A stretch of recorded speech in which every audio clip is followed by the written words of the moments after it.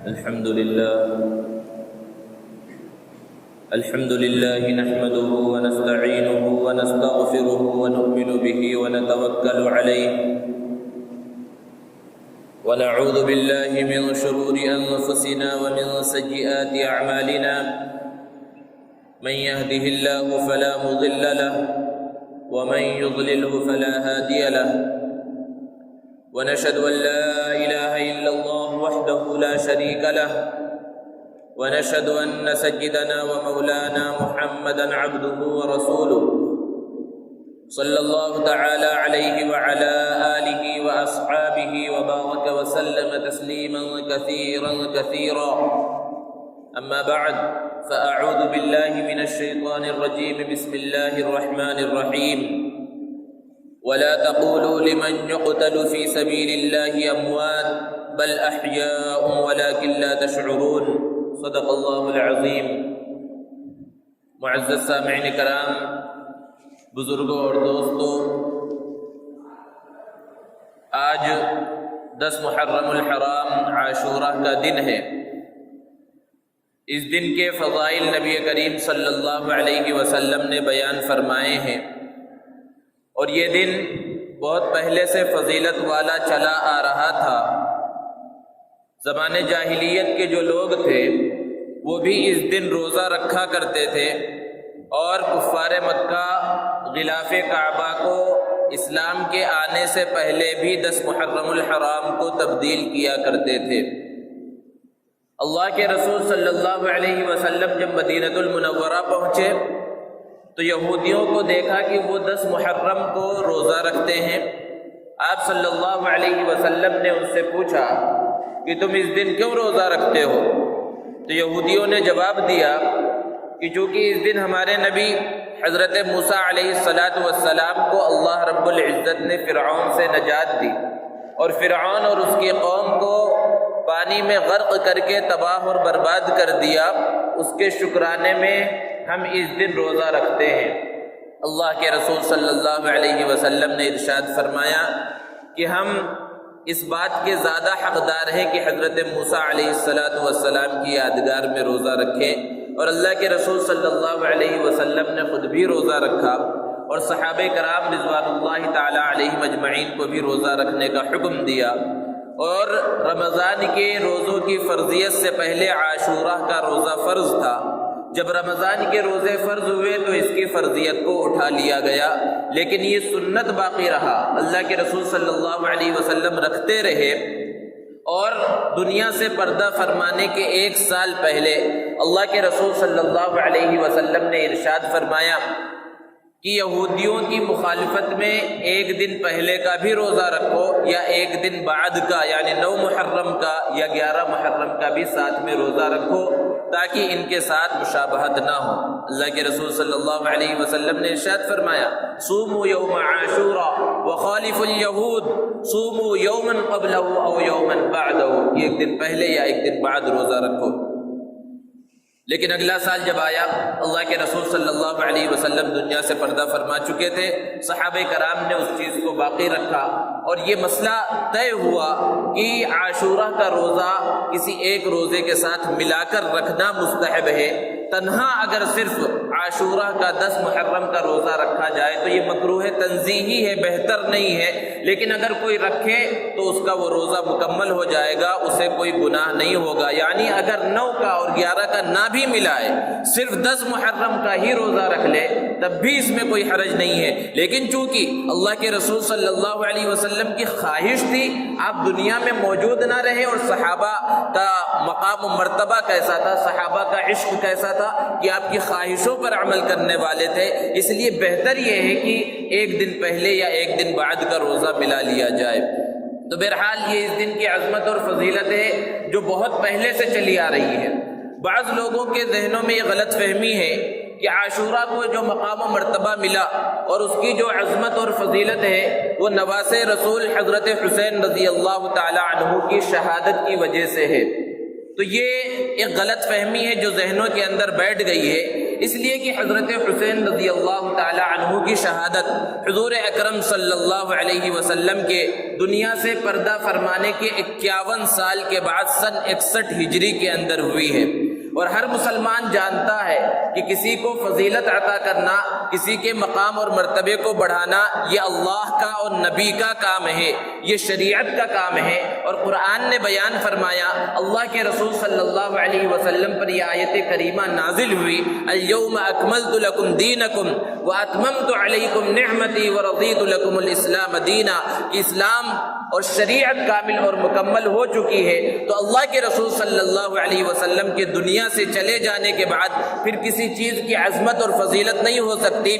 عظمتیں اور فضیلتیں سب کے سب پہلے سے ہی متعین کر دی گئی ہیں۔ ہاں یہ الگ بات ہے کہ نواز رسول حضرت حسین رضی اللہ تعالی عنہ کی شہادت کا مقام و مرتبہ بہت بلند اور بہت اعلیٰ ہے، اور ان کی شہادت کا مقام و مرتبہ اس وجہ سے اور بھی زیادہ بڑھ گیا کہ وہ شہادت 10 محرم الحرام کو یوم عاشوراء کو ہوئی۔ دوستو، یہ اللہ رب العزت کی سنت ہے کہ اللہ رب العزت بعض چیزوں کو بعض پر فضیلت عطا فرماتے ہیں۔ قرآن میں اللہ نے بیان فرمایا ہے، تلک الرسل فضلنا بعضهم علی بعض، کہ نبیوں اور رسولوں میں بھی ہم نے فرق مراتب رکھا ہے، بعض نبیوں کا مرتبہ بعض سے بڑھا ہوا ہے۔ اسی طرح مہینوں کے اندر اللہ رب العزت نے بعض کو بعض پر فضیلت عطا فرمائی ہے، جیسے کہ رمضان کا مقدس اور مبارک مہینہ ہے، اس کا مقام و مرتبہ ہر مسلمان جانتا ہے۔ پھر اس کے بعد جو مہینے کے ایام ہیں، ایام کے اندر بھی بعض دنوں کو بعض پر فضیلت حاصل ہے، کہ پورے دن میں جمعہ کے دن کو خاص فضیلت حاصل ہوتی ہے۔ اسی طرح پورے سال کے ایام میں عاشوراء کے دن کو ایک الگ مقام و مرتبہ اللہ رب العزت نے عطا فرمایا۔ اسی لیے نبی کریم صلی اللہ علیہ وسلم نے پورے محرم کے بارے میں ارشاد فرمایا کہ رمضان کے بعد سب سے زیادہ فضیلت والے روزے اور سب سے عظمت والے روزے وہ رمضان محرم کے روزے ہیں، اور پھر اس کے بعد خاص عاشوراء کے روزے کے بارے میں بیان فرمایا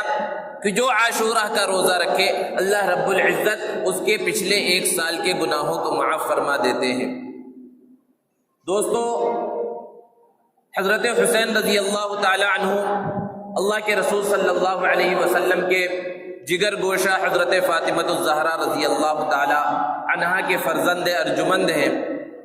سن 4 ہجری کے اندر آپ کی ولادت ہوئی۔ اللہ کے رسول صلی اللہ علیہ وسلم نے خود ان کے کان کے اندر اذان اور اقامت دی، اور اپنا لعاب دہن ان کے منہ کے اندر ڈالا، اور آپ نے خود ان کا نام حسین رکھا۔ حضرت علی رضی اللہ تعالی عنہ نے ان کا نام دوسرا رکھا تھا، آپ نے بدل کر حسین نام رکھا۔ اللہ کے رسول صلی اللہ علیہ وسلم جب دنیا سے پردہ فرما گئے، اس وقت حضرت حسین رضی اللہ تعالی عنہ کی عمر صرف 7 سال تھی۔ بہت ہی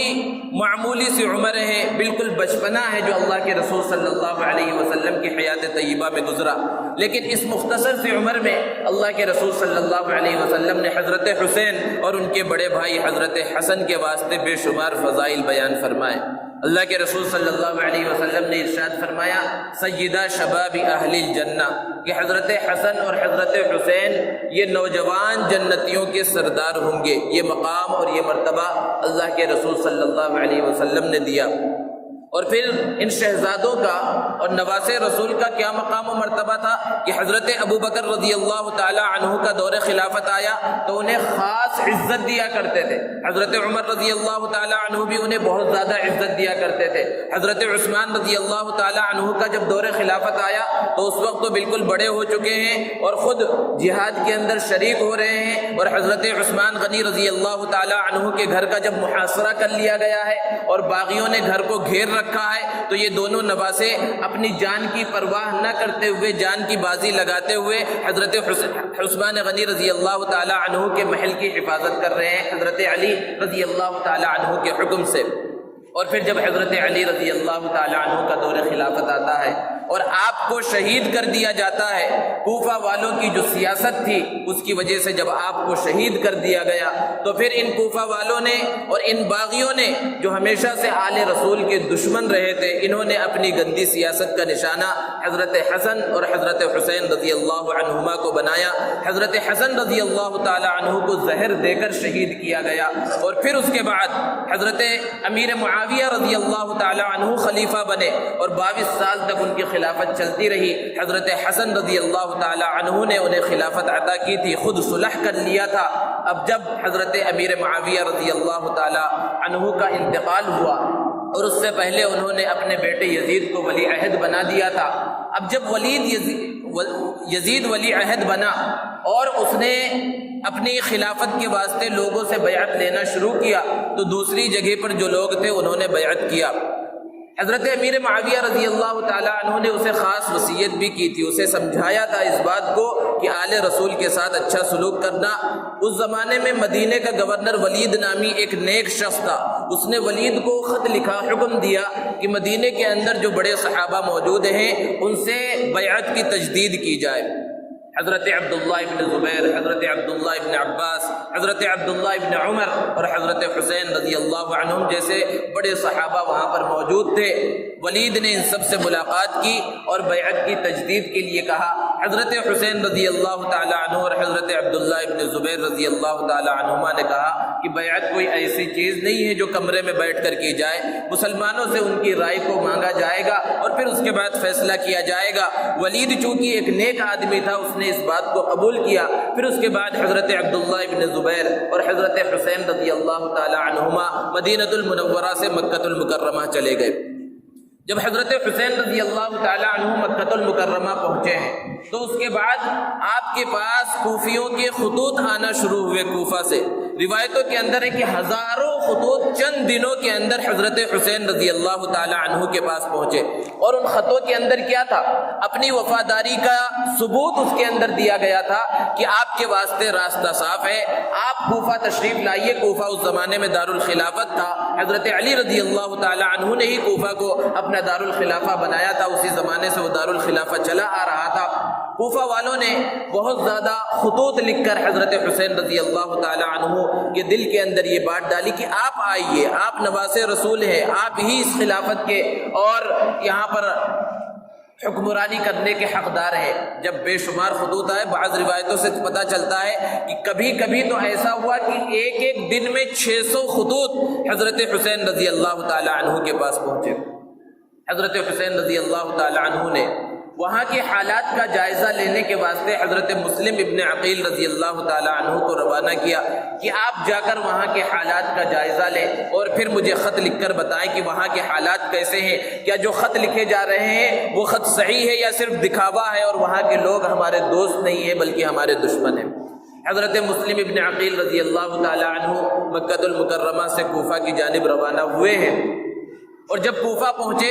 تو بے شمار لوگوں نے آپ کا بہت ہی اچھے انداز میں استقبال کیا اور آپ کے ہاتھ پر بیعت کرنے لگے۔ جس راستے سے آپ چلتے ہزاروں کا مجمع آپ کے ساتھ ہوتا۔ بعض روایتوں کے اندر ہے کہ چند دنوں کے اندر 18,000 لوگوں نے آپ کے ہاتھ پر بیعت کیا۔ جب اس منظر کو حضرت مسلم ابن عقیل نے دیکھا تو حضرت حسین رضی اللہ تعالی عنہ کے نام ایک خط لکھ دیا کہ یہاں پر حالات سازگار ہیں، یہاں پر سب چاہتے ہیں کہ آپ یہاں تشریف لائیں، آپ یہاں پر آ سکتے ہیں، یہاں کے لوگ آپ کا استقبال کرنے کے واسطے، آپ کے ہاتھ پر بیعت کرنے کے واسطے تیار ہیں، کیونکہ انہوں نے جو دیکھا تھا اس کو لکھا تھا۔ اب جب ان سب چیزوں کی خبر اور اس مجمع کی خبر وہاں کے دارالخلافہ میں پہنچی، یزید کو پتہ چلا تو اس نے ابن زیاد کو وہاں کا گورنر متعین کیا، جو دوسری جگہ پر پہلے سے گورنر چلا آ رہا تھا۔ اس نے اس جگہ پر کسی دوسرے کو حاکم بنایا اور کوفہ پہنچا، اور یہاں کے لوگوں پر اس نے سختی کرنا شروع کیا کہ کہاں چند دنوں پہلے کی بات ہے کہ ہزاروں کا مجمع حضرت مسلم بن عقیل کے ساتھ چل رہا تھا، لیکن اس کی سختی کی وجہ سے حضرت مسلم ابن عقیل کا سب لوگوں نے ساتھ چھوڑ دیا۔ اور ساتھ کیوں چھوڑا؟ اگر وہ وفادار ہوتے، وہ سچے ہوتے تو چاہے جیسی مشکلات آ جاتی، چاہے جیسی پریشانیاں آ جاتی، وہ ساتھ نہ چھوڑتے، اپنی جان کو قربان کر دیتے، لیکن ایک ایک کر کے ہزاروں کا مجمع چھٹ گیا، اور ایک وقت وہ آیا کہ حضرت مسلم ابن عقیل اکیلے رہ گئے۔ بعض روایتوں کے اندر ہے ان کے 2 بچے بھی ساتھ میں تھے، وہ بھی اکیلے ہیں، اور جس کے گھر پر انہوں نے پناہ لی تھی انہوں نے پناہ دی، لیکن وہاں پر بھی جو ہے پولیس کو اور وہاں کے لوگوں کو خبر کر دی گئی، جس کی وجہ سے حضرت مسلم ابن عقیل کو دردناک انداز میں شہید کر دیا گیا۔ اور حضرت مسلم ابن عقیل کا خط حضرت حسین رضی اللہ تعالی عنہ کے پاس پہنچ چکا تھا حالات کے سازگار ہونے کا۔ انہوں نے وہاں سے اب روانگی کا ارادہ کیا۔ جب روانگی کا ارادہ کیا تو بڑے صحابہ حضرت عبداللہ ابن عباس، حضرت عبداللہ ابن زبیر، حضرت عبداللہ ابن عمر رضی اللہ عنہم نے آپ کو روکا کہ یہ وہ لوگ ہیں جن کے اوپر بھروسہ نہیں کیا جا سکتا، انہی لوگوں نے آپ کے والد کے ساتھ غداری کی ہے، آپ کے بڑے بھائی کو بھی انہوں نے شہید کیا ہے، آپ ان کے اوپر بھروسہ مت کیجئے۔ لیکن جو اللہ کا فیصلہ ہوتا ہے، اللہ رب العزت کی جو منشا ہوتی ہے وہ ہو کر رہتی ہے، یہ سب مقدرات ہیں۔ حضرت حسین رضی اللہ تعالی عنہ نے کہا کہ آپ لوگ جو مجھے مشورہ دے رہے ہیں بے شک وہ ہمدردی کی وجہ سے ہے، لیکن چونکہ میں نے جانے کا ارادہ کر لیا ہے اس لیے میں روانہ ہوں گا، اور اہل بیت کو ساتھ لیا، خواتین اور بچے بھی ساتھ میں ہیں۔ صحابہ نے روکا کہ آپ جانا چاہتے ہیں تو آپ اکیلے جائیے، مردوں کو ساتھ لے کر جائیے، اہل بیت کے خواتین کو یہیں چھوڑ دیجئے، لیکن انہوں نے ساتھ لیا اور روانہ ہو گئے۔ جب راستے میں ہیں اور درمیان میں پہنچے تو حضرت مسلم ابن عقیل کی شہادت کی خبر پہنچی کہ وہ جو کچھ منظر تھا اور جو کچھ خط کے اندر لکھا گیا تھا وہ سب جھوٹ تھا، سب کچھ دکھلاوا تھا۔ حضرت مسلم ابن عقیل کو دردناک انداز میں شہید کر دیا گیا ہے۔ ایسے موقع پر حضرت حسین رضی اللہ تعالی عنہ کو اندازہ ہو گیا کہ یہاں کے لوگ دشمن ہیں، اور جو لوگ ساتھ میں تھے ان سے کہا کہ اگر تم میں سے کوئی واپس لوٹنا چاہتا ہے، کسی پر کوئی زور زبردستی نہیں ہے، وہ واپس چلا جائے۔ حضرت حسین رضی اللہ تعالی عنہ اب آگے بڑھے ہیں، کئی قافلوں سے آپ کا مقابلہ ہوا، آمنا سامنا ہوا۔ حر ابن یزید سے پہلے آمنا سامنا ہوا، وہ یزید جو حاکم ہے اس کا بیٹا نہیں ہے، دوسرا ہے۔ حر ابن یزید سے جب مقابلہ ہوا اور آپ کے لشکر کو اس نے روکنے کے لیے سامنے ایک ڈھال بنا دی، حضرت حسین رضی اللہ تعالی عنہ نے کہا کہ ابھی نماز کا وقت ہو چکا ہے، پہلے نماز پڑھ لے، اس کے بعد بات کریں گے، تم تو شاید الگ نماز پڑھو گے۔ حر ابن یزید نے کہا ہم سب مسلمان ہیں، ایک ساتھ نماز پڑھتے ہیں۔ حضرت حسین رضی اللہ تعالی عنہ کا جو لشکر ہے اور حضرت حسین کے سامنے جو حر ابن یزید ہے اس کا جو لشکر ہے، دونوں نے ساتھ مل کر نماز ادا کی۔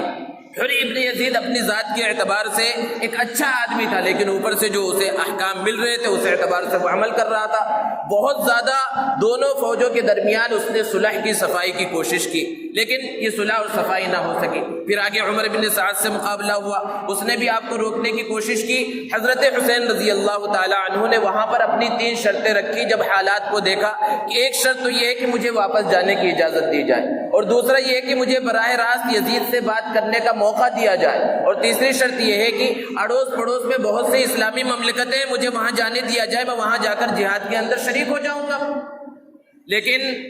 یہ شرطیں جب حضرت حسین نے رکھی اور عمر ابن سعد کے سامنے یہ شرطیں آئی تو وہ تو بہت خوش ہو گیا، یہ تو بہت اچھی بات ہے، ایسے حالات میں آپس میں مسلمانوں کا جو ٹکراؤ ہو سکتا ہے اور جو خون خرابے کی نوبت آ سکتی ہے یہ ختم ہو سکتی ہے۔ لیکن حضرت حسین رضی اللہ تعالی عنہ کی اس شرط کو نہیں مانا گیا، اور وہاں پر ایک دوسرے حاکم کو، شمر کو، اور دوسرے لوگوں کو وہاں پر حکمراں بنا کر اور ذمہ دار بنا کر بھیجا گیا، اور پھر حضرت حسین رضی اللہ تعالی عنہ کربلا کے میدان کے اندر پہنچ گئے، اور پھر وہاں پر بہت سی بات چیت ہوئی۔ حضرت حسین رضی اللہ تعالی عنہ نے ایک موقع پر ایک لمبی تقریر بھی دی، خطبہ بھی دیا، اور اس کے اندر اپنے فضائل کو بیان فرمایا کہ میں اللہ کے رسول صلی اللہ علیہ وسلم کا نواسا ہوں، اور وہ خطوط جو کوفہ والوں نے لکھے تھے ان خطوط کو ان کے سامنے ڈھیر کر دیا، اور اس میں نام لے لے کر کے فلاں دیکھو تمہارا نام ہے، تم نے مجھے یہ خط لکھا تھا، تم نے یہ خط لکھا تھا، کیا تم نے مجھے نہیں بلایا؟ وہاں سب لوگوں نے انکار کر دیا یا سب لوگ خاموش رہے۔ پھر اس کے بعد جب 10 محرم کے عاشوراء کے دن کی صبح ہوئی تو پھر آمنے سامنے دو فوج ہے اور دونوں کا مقابلہ شروع ہوتا ہے۔ پہلے ایک ایک آدمی دونوں فوجوں کا نکلتا ہے، دونوں لشکروں کا۔ تو ایسے موقع پر جب مقابلہ ہو رہا ہے تو حضرت حسین رضی اللہ تعالی عنہ کا لشکر بھاری پڑ رہا ہے۔ حضرت حسین رضی اللہ تعالی عنہ کے ساتھ چند گنے چنے لوگ ہیں، اسے لشکر اور فوج بھی نہیں کہا جا سکتا، جبکہ سامنے ایک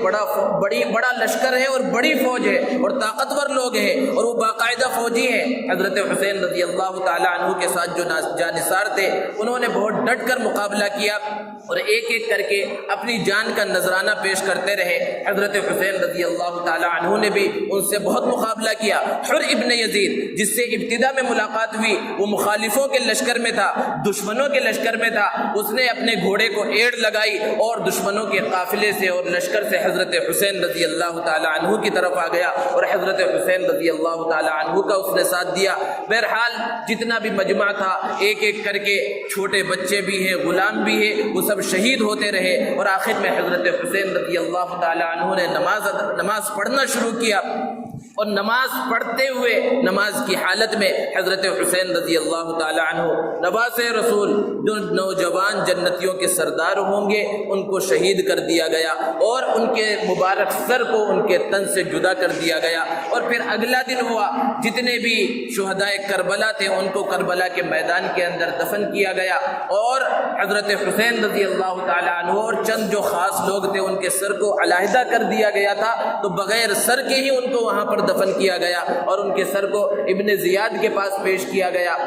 پھر اس کے بعد مزید تفصیلات ہیں، جو اہل بیت کی خواتین تھی انہیں ملک شام کی طرف روانہ کر دیا گیا۔ بہرحال کہنے کا مقصد یہ ہے کہ حضرت حسین رضی اللہ تعالی عنہ کی جو یہ عظیم شہادت ہوئی یہ 10 محرم الحرام کو عاشورہ کے دن ہوئی اور حضرت حسین رضی اللہ تعالی عنہ کی اس شہادت کے اندر جو ایک بڑا سبق امت مسلمہ کے واسطے ہے وہ یہ ہے کہ اگر آپ حق پر ہیں، آپ کو یقین ہے کہ آپ کا راستہ صحیح ہے، آپ کا مقصد صحیح ہے، تو پھر ظالم تو آتے رہیں گے،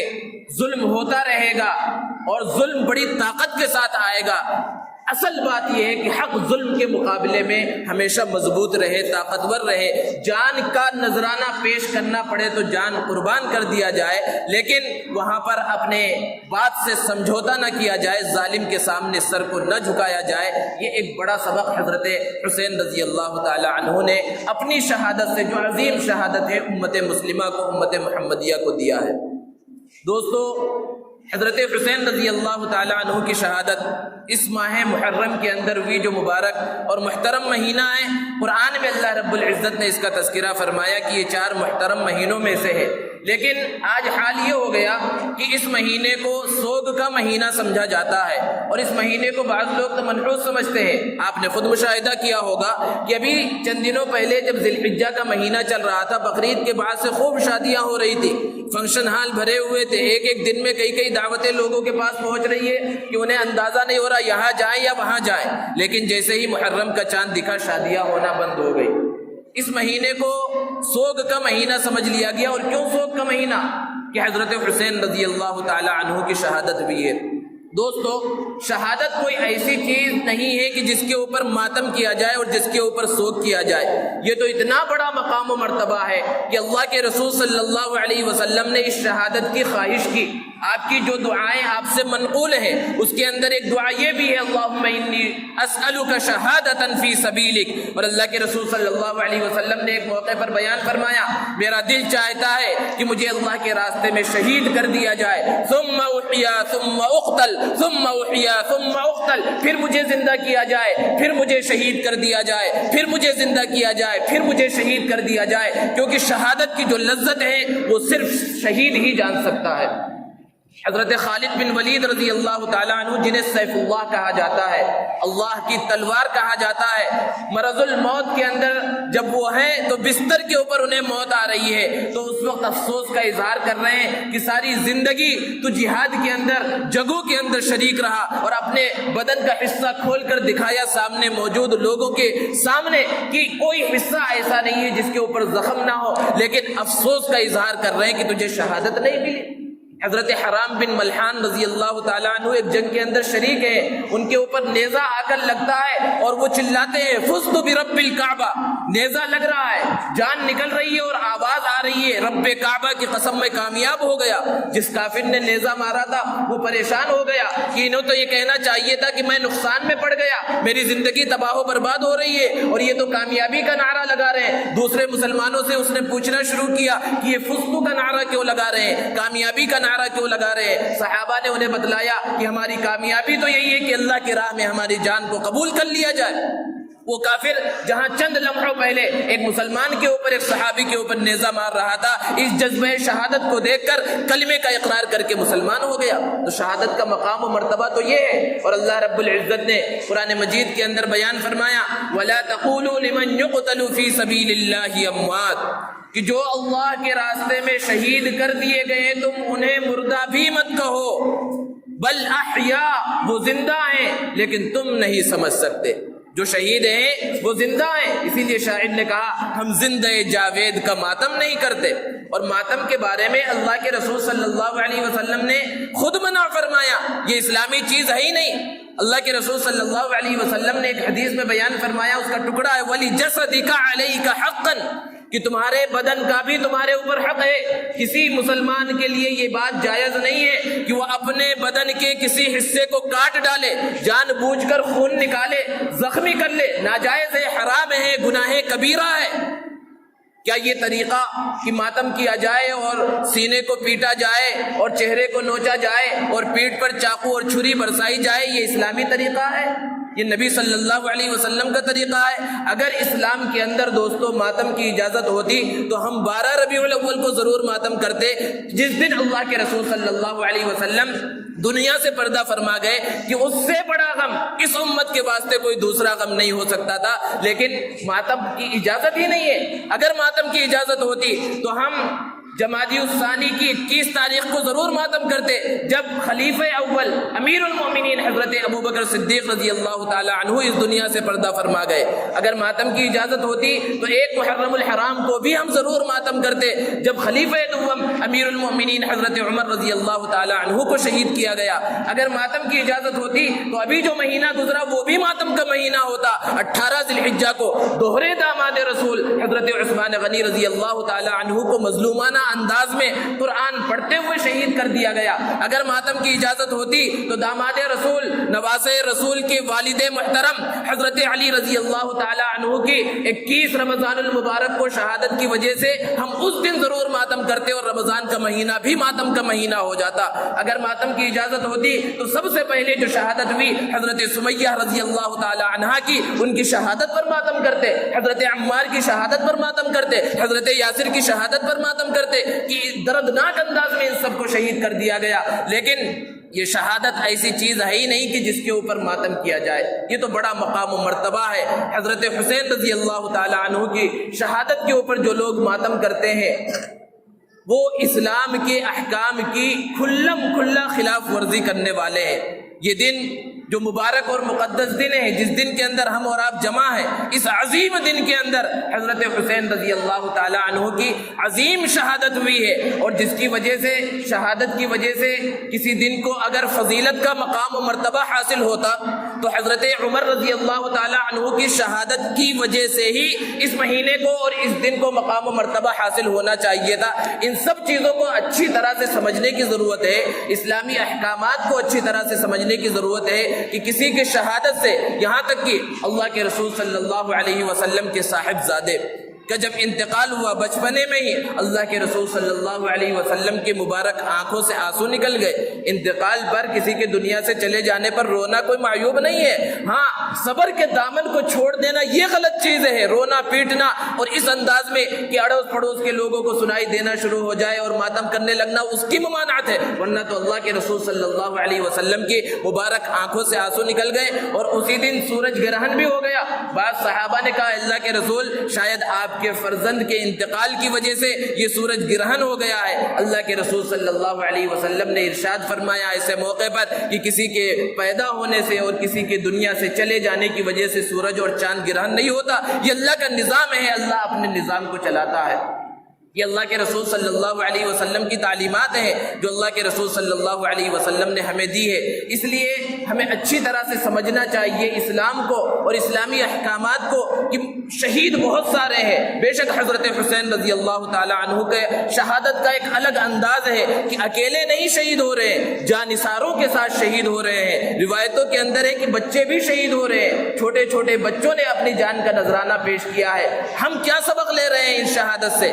سبق لینا اصل چیز ہے. اگر ہم نے سبق نہیں لیا ان شہادتوں سے اور صرف یوں ہی رو کر اور چلا کر خاموش بیٹھ گئے تو پھر ہم حضرت حسین رضی اللہ تعالی عنہ سے محبت کرنے والے نہیں ہیں اور حضرت حسین رضی اللہ تعالی عنہ کی سنت پر عمل کرنے والے نہیں ہیں. انہوں نے تو نماز کا اتنا پاس و لحاظ کیا کہ جان نکل رہی ہے تو سجدے کی حالت میں نکل رہی ہے, جسی کو کہا گیا کہ یہی اصل سجدہ ہے کہ تلوار کے سائے کے اندر وہ سجدہ ادا کیا جائے. لیکن وہ سبق ہم لینا نہیں چاہتے. ایک طرف حضرت عمر رضی اللہ تعالیٰ عنہ نماز کی حالت میں شہید کیا جا رہا ہے, حضرت حسین رضی اللہ تعالیٰ عنہ نماز کی حالت میں شہید کیا جا رہا ہے. اس سے نماز کی اہمیت اور عظمت کا پتہ چلتا ہے. اب دل پر ہاتھ رکھ کر ہم بتائیں کہ کیا ہم نمازوں کی پابندی کرتے ہیں جس طرح ان شہدائے اسلام نے نمازوں کی پابندی کی کہ تلوار کے سائے میں بھی نماز کو نہیں چھوڑا, اور ہم تو مسجد کے سامنے سے گزرتے ہیں, مسجد میں نماز ہو رہی ہوتی ہے, اذان ہو رہی ہوتی ہے, تلاوت کی آواز تک باہر آ رہی ہوتی ہے, لیکن ہم مسجد کے اندر نہیں آتے. اور بعض تو ایسے ہیں کہ مسجد کو استعمال کرتے ہیں اپنی ضرورتوں کے لیے, بیت الخلاء وغیرہ کو استعمال کرتے ہیں, وضو خانے کو استعمال کرتے ہیں, لیکن پھر بھی نماز نہیں پڑھتے.